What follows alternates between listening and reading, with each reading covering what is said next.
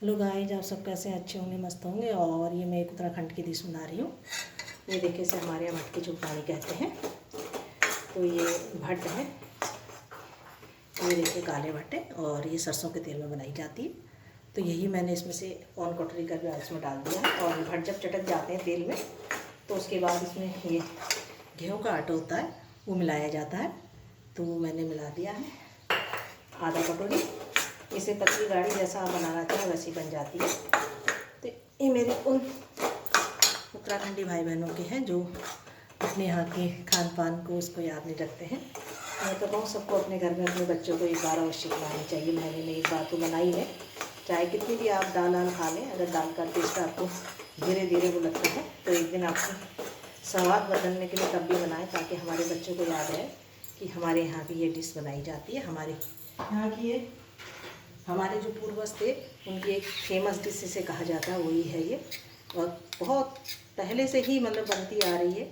जब उत्तराखंड में इधर उधर आदान प्रदान या आने जाने के साधन कम ही होते थे तो यही दाल अपने घर में उगा के बनाते थे। और उस टाइम पे कहते थे उत्तराखंड में कि किसी कोई बीमारी नहीं होती, कोई बीपी नहीं, कोई वो नहीं, कोई भी कुछ नहीं होता है।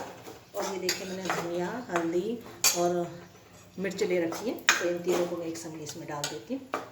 सूखे ही मसाले हैं ये सब, और इन्हें ज़्यादा भूनने की भी ज़रूरत नहीं पड़ती है, हल्के से भून जाते हैं। और मैंने आँच बहुत हल्की कर रखी। बस देखिए, अब इसमें ये आपको जितने पानी की पतली करनी है उस हिसाब से आप इसमें पानी डाल सकते हैं। हल्की हल्की मसाले भूनने की खुशबू आने लगती है।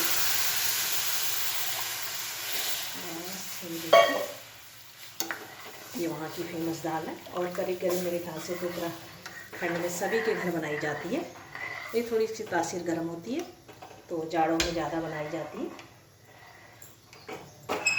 तो मैं कहूँ सबको अपने घर में ज़रूर बनानी चाहिए एक बार। अब ये धीरे धीरे पकती है, अब फिर मैं दिखाती हूँ, क्योंकि लोहे की कढ़ाई में बनाई है। होने को तो आप कितनी भी इसमें हल्दी डाल दीजिए, ये काली ही बनेगी बाद में। पत्ते पत्ते कालापन अपना छोड़ देती है, वही इसका विटामिन है। जितना ज़्यादा काली होती है उतनी ही टेस्टी बनती है। तो लेकिन अभी शुरू में देखने के लिए हम थोड़ी इसमें हल्दी डाल देते हैं। तो धीरे धीरे कुछ कहते हैं ना, लोहे की कढ़ैया का आयरन भी छूटेगा।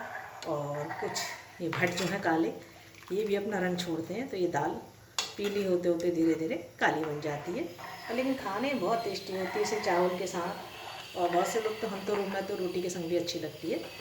तो मैं इसे अपने घर में बनाती रहती हूँ अपने बच्चों के लिए। तो अभी पक रही है, देखते हैं कितनी देर में। और देखिए, ये पकने लग गई है। और आप सोच रहे हैं मैंने इतना पानी क्यों डाला, क्योंकि अब जब ये पकने लग जाती है तो इसे हमें थोड़ा धीमी आंच में कम से कम 15 मिनट और पकाना पड़ेगा। जितनी धीमी आंच में पकती है उतनी ही टेस्टी होती है। और ये मैंने 1 चम्मच इसके लिए नमक ले रखा है, ये मैंने इसमें डाल दिया है। और आप जितनी बनाएं उतना ही अपने हिसाब से नमक डाल सकते हैं, अपने हिसाब से मिर्ची डाल सकते हैं। ज़्यादा खाएँ ज़्यादा डालें, कम मिर्च वाला खाना खाते हैं तो कम स्पाइसी, अगर आपको कम खाना है तो कम डालिए।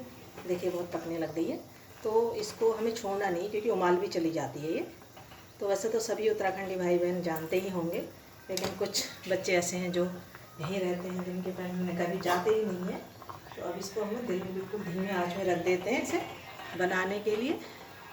तो अब ये धीरे धीरे कम से कम 15 मिनट से पकने देते हैं। फिर जब बनती है मैं आपको दिखाती हूँ कि हमारी उत्तराखंड की डिश कितनी अच्छी लगती है और बहुत ही स्वादिष्ट बनती है। तो आज की डिश मेरे वही उत्तराखंडी भाई बहनों के नाम।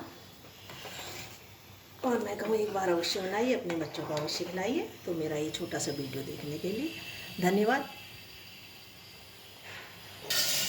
हेलो गाइस, देखिए अब मेरी ये भट्ट की चूरदानी बन के तैयार हो गई। मैंने आपसे कहा था, देखिए उसमें पतली लग रही थी आपको, देखिए कितनी बढ़िया बनी है, ना गाढ़ी है और ना पतली है।